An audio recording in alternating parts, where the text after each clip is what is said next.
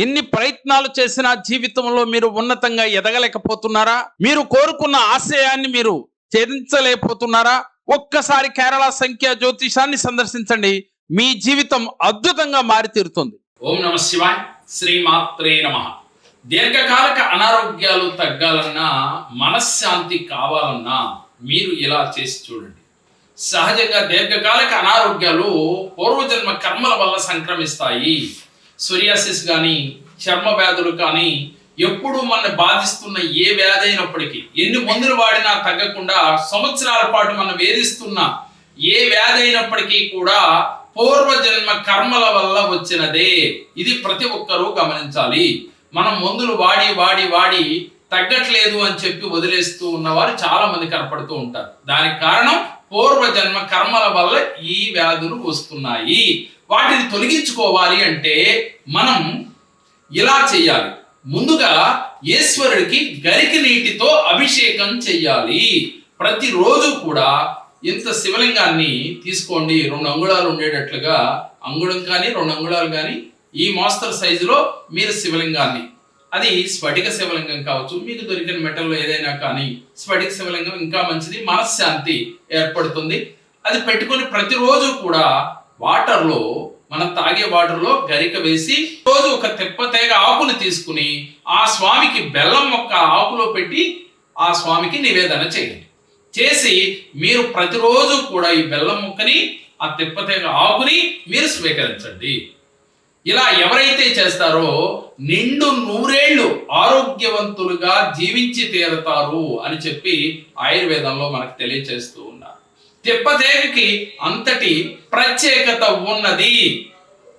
అదేవిధంగా మీరు ఎవరైతే ఈ చిన్న క్రియ ఆచరిస్తారో నమ్మకంతో చేసిన వారికి విశేష ఫలితం కలుగుతుంది.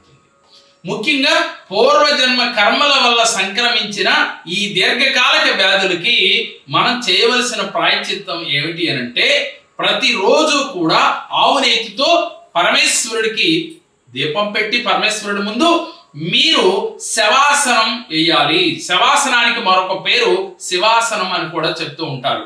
కాబట్టి అందరికీ తెలుసు కాబట్టి ఆ శవాసనం వేసేటప్పుడు మీరు శిరస్సు నుంచి అరికాళ్ళ వేళ్ల వరకు కూడా మీరు ప్రతి పార్టుని గమనిస్తూ పాజిటివ్గా ఫీల్ అవుతూ, నా శరీరంలో ఉన్న నెగిటివ్ ఎనర్జీ ఈ క్షణమే తొలగిపోయింది, అది మీ శరీరంలోంచి బయటికి వెళ్ళిపోయినట్లుగా ఫీల్ అవుతూ ప్రతి పార్టుని గమనిస్తూ, అది అవకాశం అంటే అరగంట, అలా చేయలేకపోతే కనీసం పావు గంట చేస్తూ ఉండాలి.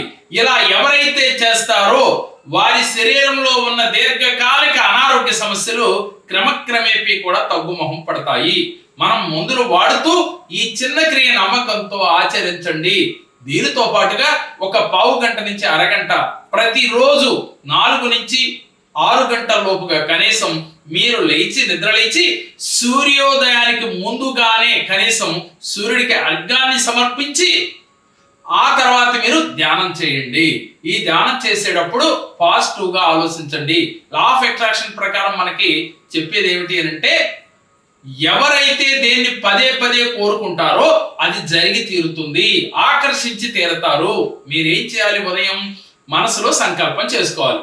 నాకున్న అనారోగ్య సమస్య ఈ క్షణమే నా శరీరంలోంచి బయటికి వెళ్ళిపోయింది, నా శరీరం అంతా కూడా పాజిటివ్ ఎనర్జీతో నిండిపోయింది, నా ఆలోచనలన్నీ పాజిటివ్గా ఉన్నాయి, అందుకు యూనివర్స్కి కృతజ్ఞతలు, పంచభూతాలకి కృతజ్ఞతలు అని చెప్పి యూనివర్స్తో, పంచభూతాలతో, మీరు నమ్మే దైవంతో, ఆ పరమేశ్వరుడితో మమేకమై మీరు భగవంతుడితో మాట్లాడుతున్నట్లుగా ఫీల్ అవుతూ మీరు విజువలైజేషన్ చేయాలి. అఫర్మేషన్స్, నా శరీరంలో ఉన్న అనారోగ్య సమస్య తీరిపోయింది అని చెప్పి, తీరిపోయినందుకు యూనివర్స్కి కృతజ్ఞతలు, పంచభూతాలకి కృతజ్ఞతలు, పరమేశ్వరుడికి కృతజ్ఞతలు అని చెప్పి మీరు కృతజ్ఞతలు తెలియచేయాలి. ఆ తర్వాత మీ ఆలోచన సరళిని మార్చాలి. మీలో కోపాన్ని లేకుండా చేసుకోవాలి. అలాగే రాగం, ద్వేషం మీలో లేకుండా క్రమక్రమేపీ తగ్గించుకునే ప్రయత్నం, మానవ ప్రయత్నం చేస్తూ ఎప్పుడైతే ఈ ధ్యానం చేస్తూ ఈ శవాసనంలో ఇలా చేస్తారో క్రమక్రమేపీ మీలో కోపము తగ్గిపోతుంది, రాగద్వేషాలు కూడా క్రమక్రమేపీ తగ్గుముఖం పడతాయి.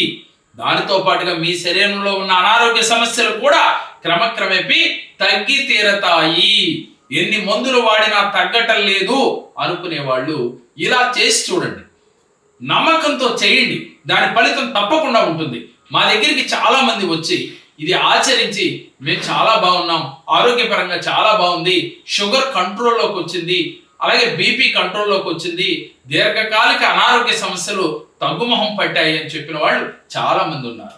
మరి మీ జీవితంలో కూడా అలాంటి అద్భుత ఫలితాలు కావాలి అంటే మీరు కూడా ఆచరించి చూడండి. నమ్మకం ముఖ్యం, నమ్మకంతో ఆచరణ చాలా ముఖ్యం. ముఖ్యంగా ఏది చేసినా విశ్వాసంతో చేయాలి. మీరు ఈ చిన్న క్రియ ఆచరిస్తే విశేష ఫలితం కలిగి తీరుతుంది. ఓం నమః శివాయ.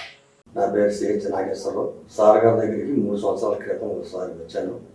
అసలు నేను ఈ జాతకాలని నేను నమ్మకపోయినా మా అమ్మాయి ప్రోద్బలం మీద నేను సార్ గారి దగ్గరికి వచ్చాను.